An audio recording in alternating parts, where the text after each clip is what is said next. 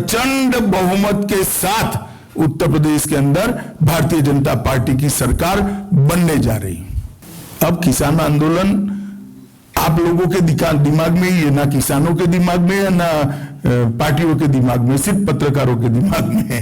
हम पूर्ण बहुमत से सरकार बनाने जा रहे हैं भाई। किसी के सपोर्ट समर्थन का question does not arise.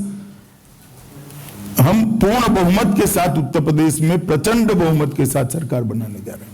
Modi ji और श्री जेपी नड्डा जी के नेतृत्व में भारतीय जनता पार्टी चारों राज्यों में, जहां हम अधिकार में थे, जहां हम सरकार में थे, अच्छे बहुमत के साथ सरकार बनाने जा रही है। मित्रों, आज 5 राज्यों का कैंपेन उत्तर प्रदेश में कैंपेन समाप्त होने के साथ समाप्त हो रहा है। 5 राज्यों के चुनाव में भारतीय जनता पार्टी ने एक वैज्ञानिक तरीके से वेल ऑर्गेनाइज कैंपेन कर जनसंपर्क का ये लोकतंत्र के महोत्सव में बहुत अच्छा और सफल प्रयास किया है। जैसे कि हमारी परंपरा है भारतीय जनता पार्टी की, जनसंघ के समय में चुनाव हमारे लिए सिर्फ सरकार बनाने का मौका नहीं होता है। हमारी आइडियोलॉजी, हमारे विचारधारा के प्रमुख मुद्दे, हमारी चुनी हुई सरकारों की कामगिरी, ये जनता तक पहुंचाना और जनता की समस्याओं को सुनकर जब नई सरकारें बनती हैं तब इसके आधार पर नीति निर्धारण कर ये समस्याओं के समाधान की दिशा में जाना। तो एक प्रकार से बूथ स्तर से लेकर प्रधानमंत्री जी, हमारे सर्वोच्च नेता तक, राष्ट्रीय अध्यक्ष जी तक, सभी कार्यकर्ता एक ही लय के साथ, एक ही स्पीड के साथ, एक ही दिशा में अलग अलग माध्यम से जनसंपर्क करते हैं। एक प्रकार से आजाद भारत के इतिहास में ये चुनाव अपने आप में एक थोड़ा नया प्रकार का, थोड़ा विचित्र प्रकार का भी प्रचार अभियान रहा, क्योंकि चुनाव प्रचार के एक हिस्से पर कोरोना की तीसरी लहर की परछाई रही। सौभाग्य से देश उसमें से बहुत जल्द उभर कर बाहर आया और जैसे जैसे कोरोना की तीसरी लहर का असर कम होता गया, चुनाव आयोग ने भी रिलैक्सेशन देकर चुनाव प्रचार को पूर्ववत स्थिति में लाया और लगभग मैं कह सकता हूं कि 5 राज्यों में बूथ स्तर से लेकर राष्ट्रीय अध्यक्ष तक और हमारे सर्वोच्च नेता नरेंद्र मोदी तक सभी लोगों ने एक वाक्यता के साथ प्रचार कर भारतीय जनता पार्टी के हर राज्य के चुनावी मुद्दों को और हमारे उपलब्धियों को जनता तक पहुंचाया है। और मैं 5 राज्यों में मैं भी प्रचार अभियान में नड्डा जी के नेतृत्व में जुड़ा रहा, तो मैं निश्चित रूप से कह सकता हूं कि भारतीय जनता पार्टी के प्रचार अभियान को 5 राज्यों में जनता ने एक बहुत अनुकूल प्रतिसाद दिया है। लगभग 7.5 साल से ज्यादा समय से देश में भारतीय जनता पार्टी की पूर्ण बहुमत की सरकार चल रही है और नरेंद्र मोदी जी वो सरकार का नेतृत्व कर रहे हैं। प्रधानमंत्री जी के नेतृत्व में भारतीय जनता पार्टी की सरकार ने आजादी के बाद पहली बार देश के 80 करोड़ लोगों को इस बात का एहसास दिलाया है कि कोई चुनी हुई सरकार उनके जीवन स्तर को उठाना चाहती है।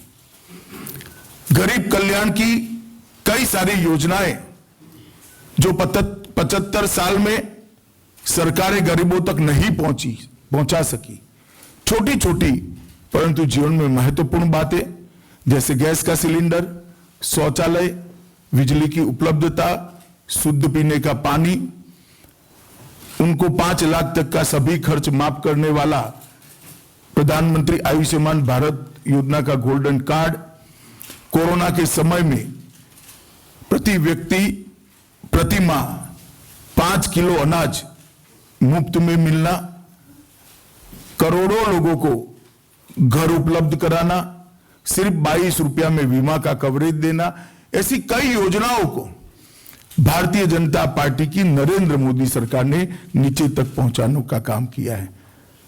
और मोदी जी ने जिस संवेदना के साथ इन योजनाओं का ताना बाना बुना, इतनी ही तीव्रता के साथ और बारीक आयोजन करते हुए योजनाओं को नीचे तक पहुंचे, इसके लिए खुद व्यक्तिगत स्तर पर प्रधानमंत्री जी के स्तर पर इसकी चिंता करी है, इसका फॉलोअप करा है। इसके साथ साथ हम 4 राज्यों में सरकार में थे।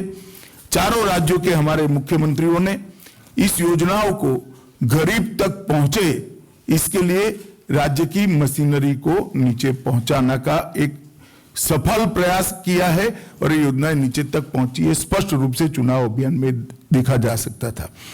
उत्तर प्रदेश जैसे बड़े राज्य में भी जहां वो योजनाएं बहुत पुराने ऐसे अनुभव है कि योजनाएं कागजों पर रह जाती थी, वो योजनाएं नीचे इंप्लीमेंट होती हुई दिखाई पड़ती है। किसी के घर में चले जाइए तो उनके कहिए, पूछे कि माई क्या मिला, तो उसने कहा मुझे तो सब कुछ मिला है, घर भी दे दिया, गैस भी दे दिया, टॉयलेट भी दे दिया, शुद्ध पीने का पानी भी आता है, मेरे पास गाड़ी भी है और चूल्हा चलाने के लिए मोदी ने अनाज भी भेजा है। जब ये सुनते थे तो सार्वजनिक जीवन के कार्यकर्ता के नाते खूब संतोष और आनंद का अनुभव होता था। इसके कारण स्वाभाविक रूप से ये 5 राज्यों में नरेंद्र मोदी जी का लोकप्रियता आजाद भारत के बाद किसी भी प्रधानमंत्री की लोकप्रियता से ऊपर चरम सीमा पर दिखाई पड़ी और इसका सीधा फायदा भारतीय जनता पार्टी को होता हुआ इस चुनाव में दिखाई पड़ा है। और मैं इसलिए विश्वास के साथ कह रहा हूं कि हम चारों राज्यों में फिर से सरकार बनाने जा रहे हैं और पंजाब में हम हमारी स्थिति को बहुत बेहतर करेंगे। पंजाब में पहली बार हम गठबंधन के नेता के रूप में, गठबंधन की सबसे बड़ी पार्टी के रूप में चुनाव लड़े हैं। मित्रों, मैं थोड़ी डिटेल में बात करूं तो उत्तर प्रदेश में कानून और व्यवस्था में बहुत बड़ा परिवर्तन योगी आदित्यनाथ के नेतृत्व में आया है। सभी हेड, चाहे खून का हो, बलात्कार का हो, अपहरण का हो, दाड़ का हो, लूट का हो, सभी हेड में 30% से लेकर 70% की कटौती दिखाई पड़ी है। 700 दंगे जिस प्रदेश में होते हैं वहां एक भी दंगा करे बगैर 5 साल का कार्यकाल भारतीय जनता पार्टी की सरकार ने योगी जी के नेतृत्व में पूरा किया है। सारे माफिया कानून के तहत आज जेल में बंद दिखाई पड़ते हैं और महिलाएं, विशेषकर बच्चियां, अपने आप को सुरक्षित महसूस करती है। एक इसका बहुत बड़ा पॉजिटिव असर उत्तर प्रदेश की चुनाव में हमने देखा है। गरीब कल्याण की सभी योजनाओं को जो मोदी जी ने यहां से भेजी, योगी जी ने उसको नीचे तक पहुंचाने के लिए बहुत सफल प्रयास कर सफलता अर्ज की है। उत्तर प्रदेश में पहली बार डेमोक्रेसी नीचे तक परकोलेट होती हुई दिखाई पड़ती है। जातिवाद, परिवारवाद और तुष्टीकरण तीनों नासूरों को मुक्त कर आज लोकतंत्र को उत्तर प्रदेश में आजादी के 75 साल के बाद पहली बार पनपते हुए हम देखते हैं। मित्रों, योगी जी के नेतृत्व में ढेर सारे संकल्प जो भारतीय जनता पार्टी ने लिए थे, मैं कह सकता हूं 92.6% संकल्पों की सिद्धि हुई है। भारतीय जनता पार्टी के संकल्प पत्र उपलब्ध है उत्तर प्रदेश भारतीय जनता पार्टी की साइट पर, आप उठाकर दे सकते हैं। उसमें से इतनी बड़ी उपलब्धि शायद ही किसी चुनी हुई सरकार ने देखी होगी। मोदी जी स्वयं उत्तर प्रदेश से सांसद है, काशी के सांसद है। जब मोदी जी ने काशी में रोड शो देखा तब जनता अपने लिए काम करने वाले अपने प्रिय नेता को किस प्रकार से स्वागत कर सकती है, इसका लोकतंत्र के अंदर एक ऐतिहासिक उदाहरण हमने उत्तर प्रदेश के कैंपेन के अंदर देखा है। मोदी जी की रैलियों के अंदर जिस प्रकार का जन सैलाब उमड़ा, जन सैलाब ने जिस प्रकार से मोदी जी का स्वागत किया, उनकी बातों का जिस प्रकार से रिस्पॉन्स दिया है, इसी से मालूम पड़ता है कि उत्तर प्रदेश में बहुत मजबूत स्थिति के साथ भारतीय जनता पार्टी फिर से सरकार बनाने जा रही है। उत्तराखंड के अंदर एक भी बड़े कौभांड के बगैर, एक भी करप्शन के आरोप के बगैर 5 साल तक सरकार चली है। 1 रैंक 1 पेंशन की उपलब्धि उत्तराखंड के घर घर तक आज उनको लगता है कि 40 साल के बाद नरेंद्र मोदी जी ने हमारी मांग को पूरा किया है। 1 रैंक 1 पेंशन से रिटायर्ड सैनिकों के सम्मान को उन्होंने सुरक्षित करने का काम किया है। कांग्रेस के तुष्टीकरण के खिलाफ भी वहां पर एक प्रकार से बहुत बड़ा गुस्से का माहौल दिखा है। इंफ्रास्ट्रक्चर, जिस प्रकार से इंफ्रास्ट्रक्चर के प्रोजेक्ट उत्तराखंड में लिए गए, वहां एक भरोसा बना है कि दुनिया भर के रिलीजियस टूरिस्टों को उत्तराखंड बहुत अच्छे तरीके से आकर्षित करेगा। चाहे केदारधाम का पुनर्निर्माण हो, चाहे बद्रीधाम के विकास की बात हो, चाहे ऑल वेदर रोड 4 धाम तक पहुंचाने की बात हो, इस सभी कामों को वहां की जनता ने बहुत अच्छे तरीके से किया है। मणिपुर एक ऐसा दूसरा राज्य बनेगा जहां पर मुझे पूरा भरोसा है भारतीय जनता पार्टी अपने बूते पर असम के बाद फिर से मणिपुर में सरकार बनाएगी और हम हमारी अपनी बहुमत के साथ मणिपुर में करेंगे। मणिपुर ने 15 साल कांग्रेस के कुशासन को देखा है। वहां पर ब्लॉकेड, बंद, हिंसा, नशा, ये सारी चीजों से मणिपुर मुक्त होकर आज ऑर्गेनिक खेती की ओर आगे बढ़ा है। महिलाओं के बाजार वहां एस्टैब्लिश हुए हैं, मेडिकल के बड़े बड़े अस्पताल वहां पर एस्टैब्लिश हुए हैं। पहाड़ और घाटी के बीच में जो तनाव था, झगड़ा था, उसको पूर्णतया समाप्त करने में मोदी जी के नेतृत्व में भारतीय जनता पार्टी और हमारे वहां के मुख्यमंत्री ने भी बहुत बड़ा इसमें रोल निभाया है। विरासत और संस्कृति को भी हमने मजबूत करने का काम किया है। रानी मां के नाम पर एक बहुत बड़ा संग्रहालय, अंडमान में माउंट मणिपुर का नामांकन और 31 जनजातियों के स्वतंत्रता सेनानियों का संग्रहालय बनाकर हमने मणिपुर की विरासत को आज एक उच्च स्थान दिया है। खेलों का हब बनाने के लिए देश की पहली खेल यूनिवर्सिटी, स्पोर्ट्स यूनिवर्सिटी मणिपुर में 800 करोड़ के खर्चे से बनी है और जैविक मणिपुर ब्रांड आज पूरे भारत के अंदर एक ऑर्गेनिक ब्रांड के रूप में डेवलप हो रही है। मणिपुर की जनता ने एक बहुत अच्छा मैंडेट भारतीय जनता पार्टी के पक्ष में दिया है, ऐसा मैं मानता हूं। गोवा के अंदर भी भारतीय जनता पार्टी ने इंफ्रास्ट्रक्चर के ढेर सारे काम किया है।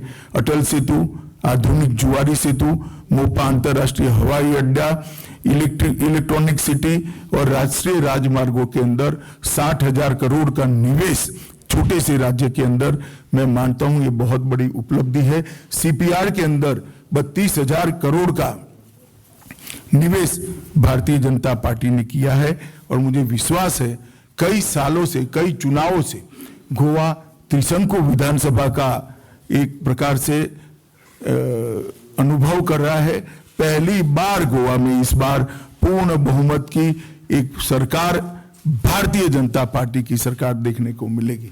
मित्रों, उत्तर प्रदेश का चुनाव आप सभी जानते हैं, देश के लोकतंत्र के अंदर बहुत महत्वपूर्ण है। हमारे देश का सबसे बड़ा प्रदेश है, 22 करोड़ की आबादी है, 403 विधानसभा की सीटें हैं और वहां पर जिस प्रकार से मोदी जी की सारी योजनाओं को योगी जी ने नीचे तक पहुंचाया है, उत्तर प्रदेश के अंदर हर क्षेत्र के अंदर, चाहे मेडिकल इंफ्रास्ट्रक्चर बनाना हो, चाहे मेडिकल कॉलेज बनाना हो, चाहे एजुकेशन का इंफ्रास्ट्रक्चर बनाना हो, चाहे खेलों के लिए सुविधा बनानी हो, चाहे 24 घंटा बिजली पहुंचानी हो, बिजली का उत्पादन बनाना हो, कृषि के उत्पादन के साथ साथ कृषि के भाव मिल पाए सुनिश्चित करना हो, देश में सबसे ज्यादा एमएसपी पर खरीदी करनी हो, हर क्षेत्र के अंदर हमारी सरकार ने यहाँ पर मोदी जी की सरकार के नेतृत्व में बहुत अच्छा काम किया है और पहली बार 15 करोड़ गरीबों के मन में एक आशा का दिया जगता हुआ मैंने कैंपेन के अंदर देखा है कि मोदी जी जो योजनाएं लेकर आए हैं वो उनके जीवन को देश के बाकी हिस्सों के और उत्तर प्रदेश के बाकी लोगों के साथ बरोबरी का जीवन जीने के लिए एक मौका देगा। इसके कारण आज एक आत्मविश्वास जगा है। जब लॉ एंड ऑर्डर ठीक हो जाता है तो परफॉर्म करने का एक मौका हर क्षेत्र के अंदर मिलता है। जब किसी भी व्यक्ति को सुरक्षा मिलती है, चाहे वो महिला हो चाहे वो पुरुष हो, सुरक्षा के भाव के साथ जब कोई कंट्रीब्यूट करने के लिए देश या राज्य के विकास के अंदर कंट्रीब्यूट करने के लिए निकलता है तो उसके परिणाम बहुत अच्छे होते हैं। कुल मिलाकर ये चुनाव अभियान आज समाप्त हो रहा है। उस वक्त मैं इतना कहना चाहूंगा कि नरेंद्र मोदी जी ने जातिवाद, परिवारवाद और तुष्टीकरण की राजनीति की जगह पॉलिटिक्स ऑफ परफॉर्मेंस को जिस प्रकार से शुरू किया है, मैं मानता हूं न केवल भारतीय जनता पार्टी के लिए, भारतीय जनता पार्टी के लिए तो ये शुभ है ही है, परंतु हमारी डेमोक्रेसी के लिए, हमारे लोकतंत्र के लिए और हमारी लोकतांत्रिक परंपराओं के लिए भी ये जातिवाद, परिवारवाद और तुष्टीकरण से मुक्त पॉलिटिक्स ऑफ परफॉर्मेंस बहुत अच्छा समय लेकर आएगा, इसका मुझे विश्वास है। और मैं फिर से एक बार कहना चाहता हूं, मोदी जी और श्री जेपी नड्डा जी के नेतृत्व में भारतीय जनता पार्टी चारों राज्यों में जहां हम अधिकार में थे, जहां हम सरकार में थे, अच्छे बहुमत के साथ सरकार बनाने जा रही है। पंजाब के अंदर भारतीय जनता पार्टी हमारी पोजीशन को मजबूत करेगी और आने वाले दिनों में नड्डा जी के नेतृत्व में बूथ स्तर पर भारतीय जनता पार्टी के संगठन को भी मजबूत करने में हम कोई कसर नहीं छोड़ेंगे। अब आप सवाल पूछ सकते हैं। एक सेकंड बोलेंगे, आप नाम बोलेंगे। Devendra Parashar, India TV. Sir, दो चीज पहली बात की 2017 और 2022 का कंपैरिजन करें तो बीजेपी के लिहाज से इसमें क्या फर्क नजर आता है आपको? इस बार ऐसा क्या अच्छा है जो पिछली बार नहीं था, या क्या मुश्किल है जो पिछली बार नहीं था? और दूसरी चीज जो वोटिंग परसेंटेज है उसका जो ट्रेंड खासतौर पर इसका नीचे के लिहाज से उसे कैसे देखें? देखिए, हम सब जानते हैं थोड़ी बहुत परछाई तो कोरोना की तीसरी लहर की वोटिंग प्रतिशत पर दिखाई पड़ती है, परंतु मैं मानता हूं कि इतने बड़े प्रदेश के अंदर जहां से कोरोना के भय के बावजूद भी इतना वोटिंग प्रतिशत में कोई कमी देखने को नहीं मिला है। और जहां तक दो कैंपेन के बीच में सवाल था, 17 में हम वादा लेकर गए थे, अब वादा निभाकर ये नींव पर एक मजबूत इमारत बनाने का नया वादा लेकर गए हैं। तो राजनीति के अंदर जो लोग काम करते हैं, भारतीय जनता पार्टी जैसी पार्टी के और मोदी जी के नेतृत्व में जो काम करते हैं, वो सबके लिए ये निश्चित रूप से संतुष्टि का मुद्दा है कि हम जो वादे किए थे उसको सफलतापूर्वक पूर्ण कर पाए हैं। विनीत, टीवी 18। हाँ सर, जिस तरह से हमने देखा मुख्तार अंसारी के बेटे अब्बास का जिस तरह से भाषण आया, उनका ये मानना है कि उनकी सरकार बनने जा रही है और वो कह रहे हैं कि अधिकारियों का 6 महीने तक तबादला नहीं करेंगे। कैसे देखें सर? नहीं तो चुनाव आयोग को इसका संज्ञान लेना है, मुझे कुछ नहीं करना है, मैं नहीं कर सकता कुछ। आप पूछ सकते हैं। नड्डा जी, आपसे एक सवाल है। मैं श्रीकांत भाटिया हूँ सर। सवाल, आप खुद अभी से हार स्वीकार कर रहे हैं कि पंजाब में हम नहीं आएंगे, तो सर ऐसी क्या कमियां रहेगी जो पंजाब में आप सिर्फ कह रहे प्रदर्शन अच्छा होगा? और दूसरा छोटा सवाल है, उत्तर प्रदेश में आप कांटे की टक्कर मानते हैं या नहीं मानते हैं सपा से?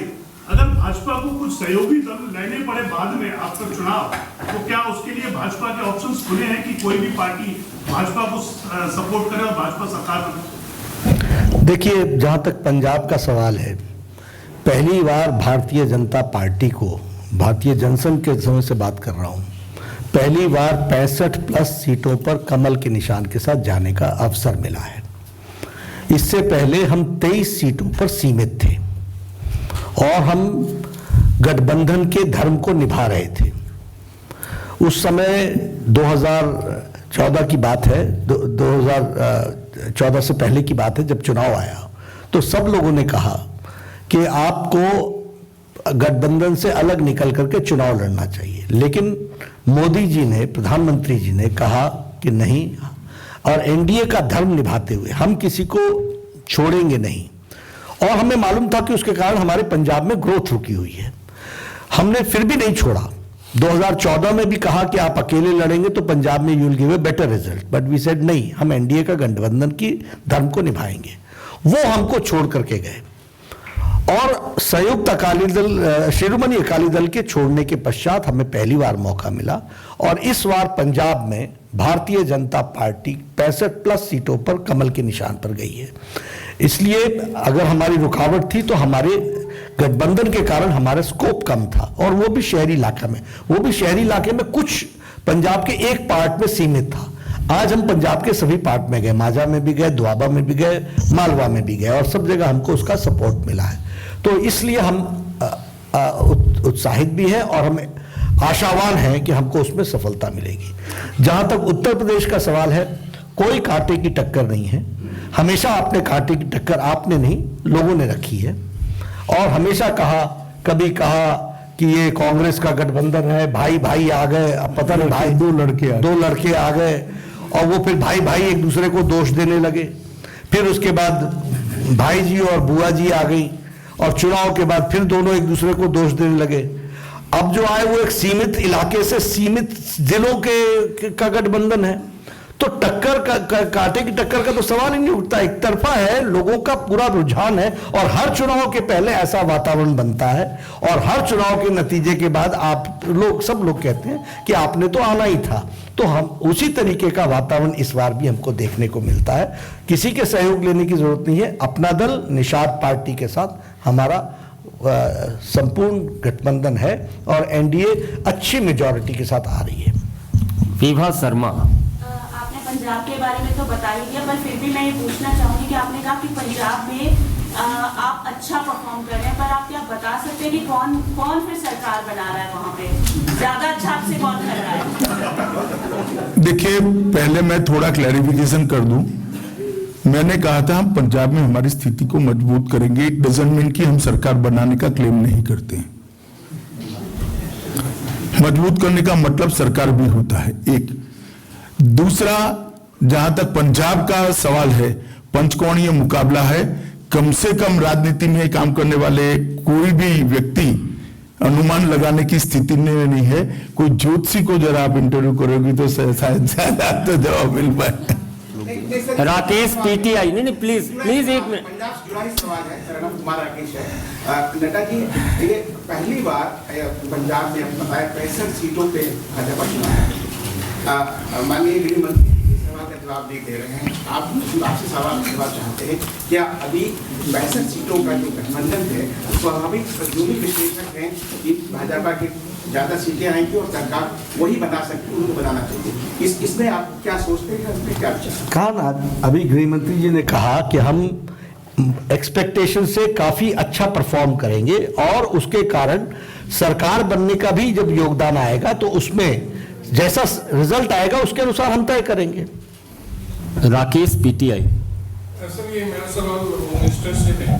सर, ये उत्तर प्रदेश के कैंपेन में ये देखने को मिला कि एक लॉ एंड ऑर्डर और फ्री राशन अगर एक बड़ा इशू है, तो वहाँ पर एक बेरोजगारी का मामला भी सुनने में आया, स्ट्रीट कैटल का भी मामला सुनने में आया, प्राइस राइज की भी कुछ लोग बात कर रहे थे। तो आपको लगता है कि थोड़ा सा इसका एक नेगेटिव असर भी होगा?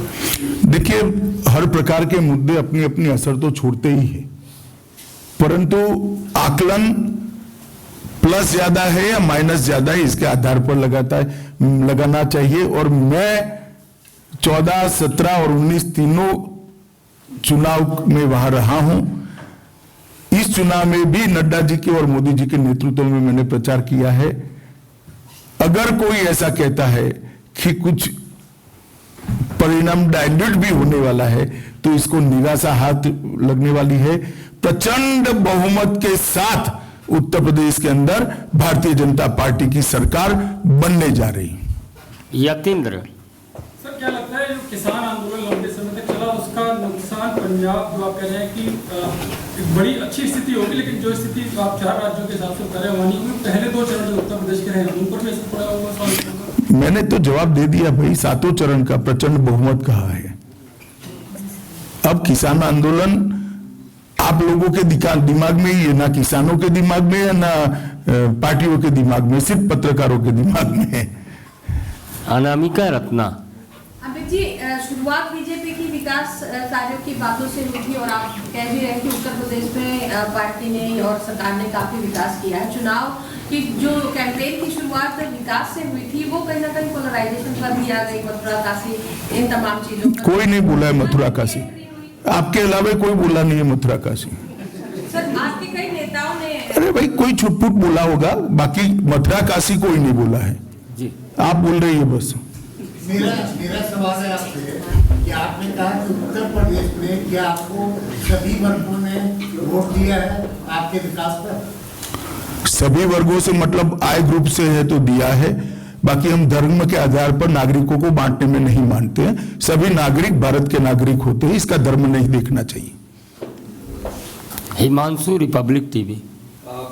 सर, गृहमंत्री जी से मैं सवाल पूछना चाहता हूँ। सर, जैसा कि आपने पहले भी कहा था कि पश्चिमी उत्तर प्रदेश में जैन जो है वो बहुत अच्छे नेता रहे हैं, वो आप चाहते थे कि वो गलत जगह पे चले गए, सही जगह पे आए, तो क्या चुनाव के बाद ये संभावना बन सकती है कि वो भारतीय जनता पार्टी के साथ ज्वाइन करें?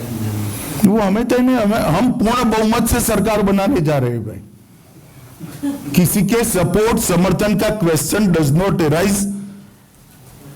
हम पूर्ण बहुमत के साथ उत्तर प्रदेश में प्रचंड बहुमत के साथ सरकार बनाने जा रहे हैं।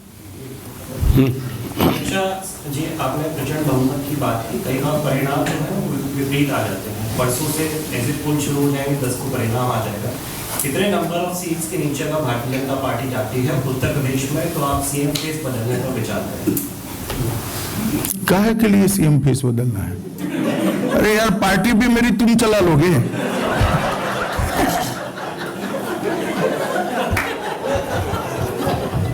जी न्यूज से।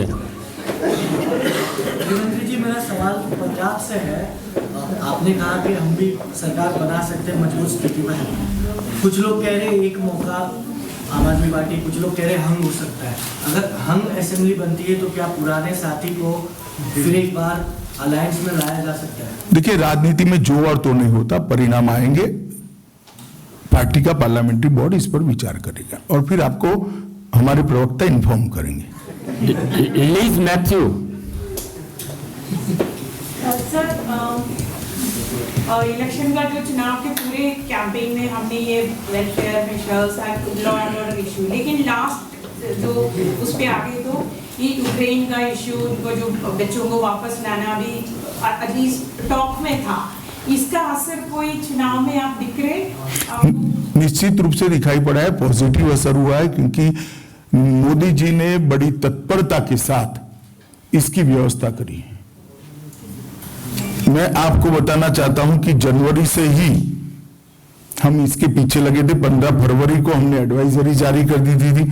चारों राज्यों के अंदर, चारों पड़ोस के देशों के अंदर हमारी रूसी भाषा में बोलने वाली टीमों को भी भेज दिया था। 24 घंटा नियंत्रण कक्ष भी स्थापित कर दिया गया और हेल्पलाइन भी चालू कर दी, चाहे रोमानिया हो, चाहे यूक्रेन हो, चाहे पोलैंड हो, हंगरी हो, सब जगह पे चालू कर दी। और मुझे लगता है कि बहुत बड़ी संख्या में, लगभग 4 मार्च तक 16,000 नागरिक यूक्रेन की सीमा में के बाहर लाने में हमें सफलता मिली है। 13,000 से ज्यादा लोग भारत में वापिस आ गए हैं और लगभग अगले 24 घंटों में 16 और फ्लाइट वापिस आ जाएगी। तो इसका एक बहुत बड़ा सकारात्मक असर चुनाव में भी पड़ा है, देश में भी पड़ा है।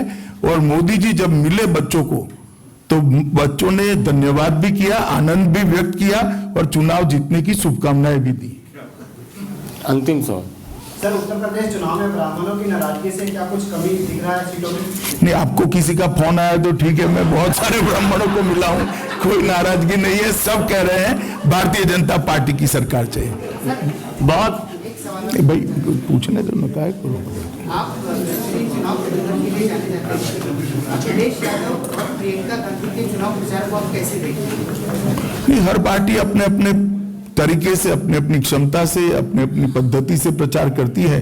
मैं इस पर टिप्पणी नहीं करता। मुझे लगता है सोनिया जी ने इसको ध्यान से देखना चाहिए। पूछिए। ईस्टर्न यूपी में जो नॉन मुस्लिम ओबीसी सीट्स हैं सर, उसमें बीजेपी ने 240 14, 17, 19 में स्वीप किया था। इस बार जो रेजिग्नेशन हुए हैं स्वामी प्रसाद मौर्य हो या फिर दारा सिंह चौहान हो, तो उनको काउंटर करने के लिए बीजेपी ने क्या स्टाइल किया? देखिए, हमारे पास से कुछ व्यक्तियां जरूर गई है, वोटर नहीं गया है। वोटर बिल्कुल चिपक कर हमारे पास है। जो गए हैं उनके परिणाम जरा काउंटिंग के दिन देख लेना। नीलू रंजन, दैनिक जागरण। जी आपने कहा कि हमें किसी की जरूरत उत्तर प्रदेश में नहीं पड़ेगी, लग भी रहा है। माफ करना, सरकार बनाने के लिए किसी की जरूरत नहीं। मैंने ऐसा ग्रॉस स्टेटमेंट नहीं किया है भैया कि किसी की जरूरत नहीं पड़ेगी। हमें सबकी जरूरत है, आपकी भी जरूरत है। जयंत को गलती सुधारने का मौका देंगे चुनाव के बाद, मतलब सरकार बनने के बाद? देखिए, मैं रिपीट करता हूं, हमें सरकार बनाने के लिए किसी की भी मदद की जरूरत नहीं है उत्तर प्रदेश के अंदर। बाकी तो राजनीति चलती रहती है अपनी जगह पे। ठीक, बहुत सर, बात की तो इस तरीके से कई पार्टी के नेताओं की एक पुत्रों भूमिका टेंडा उसने राजी खुल के सामने आई। आज रीता जोशी जी के पुत्र ने सपा ज्वाइन कर ली, क्या कहेंगे इस पर? नहीं तो कई लोग ज्वाइन कर, कई सारे लोगों ने बीजेपी के ज्वाइन कर ली, क्या कहेंगे आप बताइए? अरे यार, ऐसे कैसे कर सकते हो आप? जो भारतीय जनता पार्टी ने 5 राज्यों में जिस तरीके से प्रचार किया, उस विषय को लेकर के कुछ बातों को आपके सामने रखने का हम प्रयास करेंगे और सम्मानीय गृह मंत्री जी भी उसी विषय पर अपना प्रकाश डालेंगे। सबसे पहली बात तो ये है कि यह 5 राज्यों का चुनाव का शुरुआती दौर कोरोना के तीसरे संक्रमण के दौर से गुजरता हुआ प्रारंभ हुआ और हम सब लोग जानते हैं कि 8 जनवरी से लेकर 22 फरवरी तक विभिन्न कोरोना के प्रोटोकॉल्स के रिस्ट्रिक्शंस के बीच में चुनाव का प्रचार हुआ। लेकिन हम 5 राज्यों की जनता को धन्यवाद भी देना चाहते हैं। विशेष रूप से उनको इसलिए धन्यवाद देना चाहते हैं कि उन्होंने कोरोना के प्रोटोकॉल्स को भी फॉलो किया और भारतीय जनता पार्टी ने इस विशेष परिस्थिति में भी 5 राज्यों में कोरोना के सारे नियमों को मानते हुए किस तरीके से प्रचार अच्छा हो सकता है, सक्षम हो सकता है और असरदार हो सकता है, इस बात का प्रयास किया गया। सबसे पहले तो मैं 5 राज्यों के जनता को धन्यवाद देना चाहता हूं, जिन्होंने चुनाव को बहुत ही शांति प्रिय ढंग से मुद्दों के आधार पर अपना वोट दिया है और उस तरीके से हम ये कह सकते हैं कि चुनाव के मुद्दों को लेकर के फिर चाहे उत्तर प्रदेश हो, फिर चाहे वो मणिपुर हो, गोवा हो, उत्तराखंड हो, इन 4 राज्यों में जहां हम सरकार में थे, वहां 4 राज्यों में अच्छी मेजॉरिटी के साथ भारतीय जनता पार्टी को इन प्रदेशों की जनता ने भेजने का निर्णय किया है। ऐसा हमें चुनाव के प्रचार से अनुभूत होता है और इसके लिए हम विशेष रूप से उनको धन्यवाद देते हैं कि मुद्दों की राजनीति को ध्यान में रखते हुए ये ऐसा इस तरीके का माहौल हम सबको देखने को मिला है। चुनाव में हम सबका मुद्दा एम्पावरमेंट, सशक्तिकरण, महिला का सशक्तिकरण, युवा का सशक्तिकरण, किसानों का सशक्तिकरण और गांव, गरीब, वंचित, पीड़ित, शोषित, दलित और समाज के अंतिम पायदान पर जो खड़ा व्यक्ति है उसका सशक्तिकरण का मुद्दा इस चुनाव में हम सबके लिए रहा है। और जिस तरीके से प्रधानमंत्री जी ने गरीब, गांव, वंचित, पीड़ित, शोषित, दलित, अंतिम पायदान पर खड़े व्यक्ति का सशक्तिकरण किया है, उसका बहुत ही सकारात्मक रिस्पॉन्स हमको देखने को मिला चुनाव के दृष्टि से। फिर चाहे वो जनधन योजना हो, फिर चाहे वो आयुष्मान भारत हो, फिर चाहे वो प्रधानमंत्री गरीब कल्याण अन्न योजना हो, फिर चाहे वो प्रधानमंत्री किसान सम्मान निधि हो, फिर चाहे वो स्वच्छता अभियान हो, फिर चाहे वो उज्ज्वला हो, फिर चाहे वो सौभाग्य योजना हो, सभी योजनाएं गरीब को मुख्य धारा में लाने की दृष्टि से ये योजनाओं को आगे बढ़ाने का काम जो किया गया है उसके प्रति बहुत ही सकारात्मक सभी राज्यों में हमको देखने को मिला और इसको हम लोगों ने एक तरीके से चुनाव की दृष्टि से हमको एक बहुत ही एक पॉजिटिव दृष्टि से लोगों का सहयोग मिला है जो वोट में ट्रांसफर हुआ है, ऐसा हम मानते हैं और इसके लिए भी हम जनता को धन्यवाद देना चाहते हैं। दूसरा विषय रहा चारों पांच राज्यों में वो विकास का रहा और विकास में एजुकेशनल इंस्टीट्यूशंस, कनेक्टिविटी, इसके साथ साथ हाईवेज, एयरपोर्ट्स, तो ये सब मिलाकर के अगर हम उत्तर प्रदेश की बात करें, आज 5 इंटरनेशनल एयरपोर्ट्स बने हैं।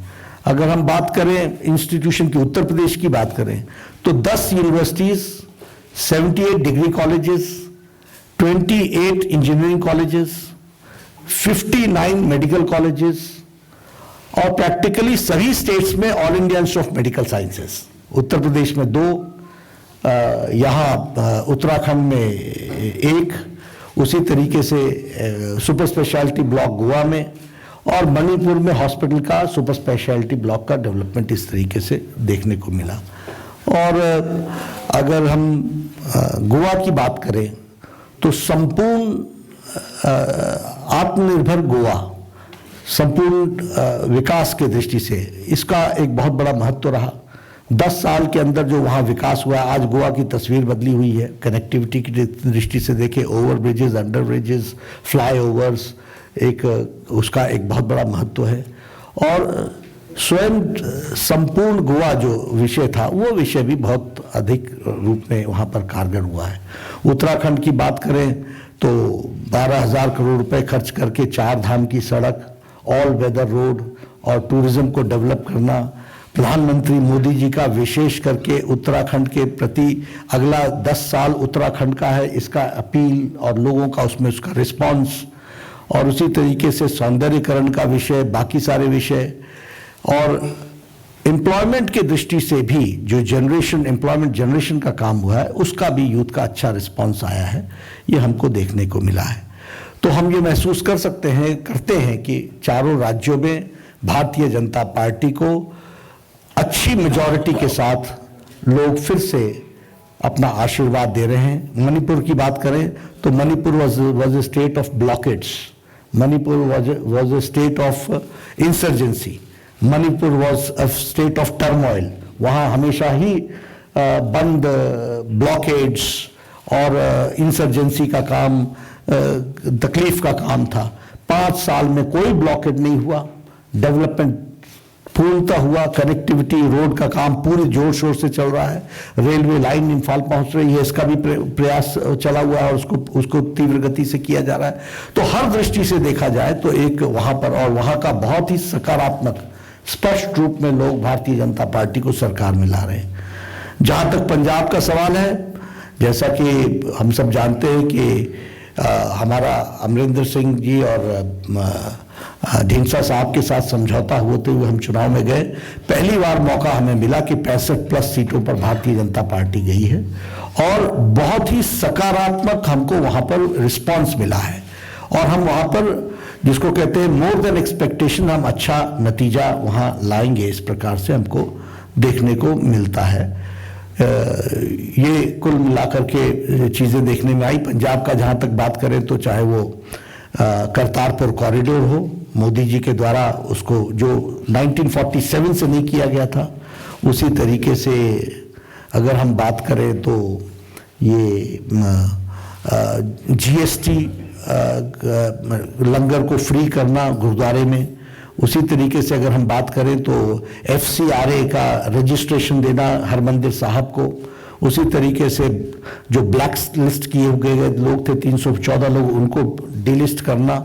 तो बहुत बड़ा काम ये जो सिख राइट्स में 1984 में जो हुआ था उसको वापस उसको उनको बुक करना और जेल में डालना, ये कोई नहीं कर सका, मोदी जी के द्वारा हुआ है। और पंजाब में इसका बहुत पॉजिटिव रिस्पांस है, ये हमको देखने को मिला है। जब से कैंपेन शुरू हुआ तब से प्रधानमंत्री जी की सभी राज्यों में बड़ी संख्या में रैली होना, माननीय रक्षा मंत्री जी की रैली होना, माननीय गृह मंत्री जी की रैली होना, माननीय नितिन गडकरी जी की रैली होना, और पहले क्लोज डोर हुई, बाद में ओपन जनसभाएं हुई, और मैं आपको उसके आंकड़े आपको मिल जाएंगे कि किस किस ने कितनी रैलीज की हैं, लेकिन एक बड़ी संख्या में रैलीज हुई। मैंने खुद काफ़ी रैलीज को एड्रेस किया, और इसके साथ साथ सभी चारों स्टेट के चीफ मिनिस्टर्स और अन्य स्टेट के भी चीफ मिनिस्टर्स ने रैली की, तो स्टेट लेवल पर भी उसको काफ़ी अच्छे ढंग से ऑर्गेनाइज तरीके से किया गया, और हमारे स्टेट लीडर्स ने भी प्रैक्टिकली सभी विधानसभाओं को टच किया है। और एक कैंपेन जो था हमारा, वो बड़ा वेल ऑर्गेनाइज्ड कैंपेन था, ताकि कोई भी विधानसभा छूट ना जाए, और जो मुद्दे थे उस मुद्दे से जुड़ते हुए लोग वहां पर अपना कैंपेन को चलाएं, इस बात को देखा गया। तो बहुत ही, जिसको कहते हैं कि स्मूथ कैंपेनिंग और एग्जॉस्टिव कैंपेनिंग, और जिसको कहते हैं कि हर विषय को टच करता हुआ कैंपेन को कैसे रिस्पॉन्सिव कैंपेन बनाया जा सकता है, तो इस तरीके का एक कैंपेन चला है। मैं जहां सारे पांचों राज्यों के वोटर्स को धन्यवाद देता हूं, और 4 राज्यों में जो हम सरकार में आ रहे हैं उसके लिए हम वोटर्स को धन्यवाद देते हैं, और अपने पार्टी के लाखों कार्यकर्ता जो दिन रात एक करके लगे रहे, उनको भी मैं धन्यवाद देता हूं, साधुवाद देता हूं। सब ने बहुत ही कर्मठता के साथ अपना काम किया है, और इस तरीके का कैंपेन रहा है। मैं आदरणीय गृह मंत्री जी से निवेदन करूंगा कि आप विशेष रूप से कैंपेन और कैंपेन के साथ साथ मुद्दों के बारे में और गहराई से प्रकाश डालें, ताकि आदरणीय गृह मंत्री जी।